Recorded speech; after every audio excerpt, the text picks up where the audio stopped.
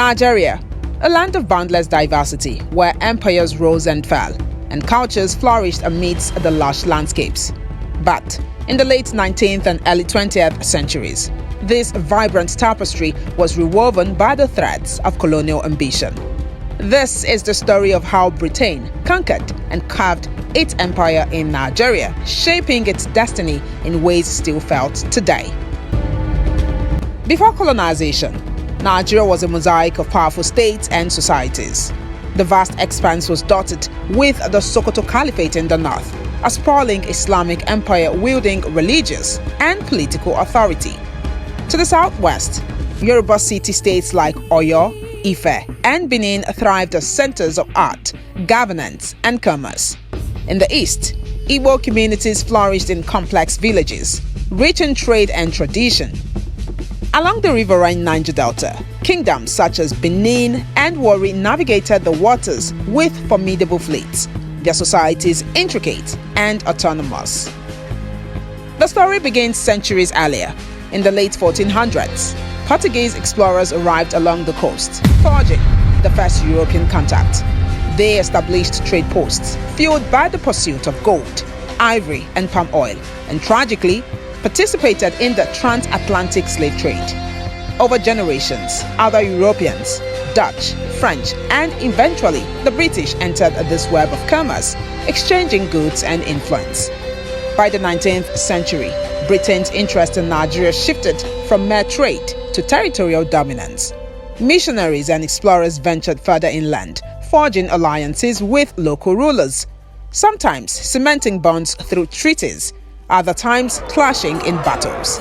The British saw Nigeria's rich resources and strategic position as vital to their empire's expansion. The pivotal moment came in 1884, when the European powers convened at the Berlin Conference. Without regard for the people of Africa, they carved up the continent into spheres of influence. Britain claimed Nigeria as a vital part of its West African empire, aiming to secure its interest along the Atlantic coast and inland. Britain's conquest was marked by force.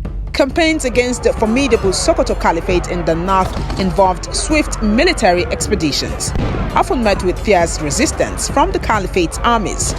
In the southwest, British forces clashed with Yoruba kingdoms, including the powerful Oyo Empire, which fought valiantly to defend its sovereignty.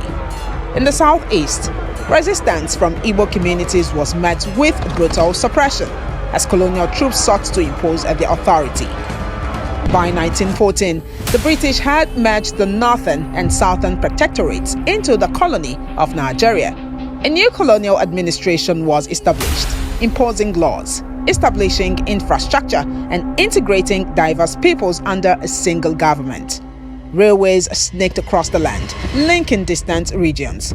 Also, it was said that schools and legal systems were introduced, aiming to modernize but also to control.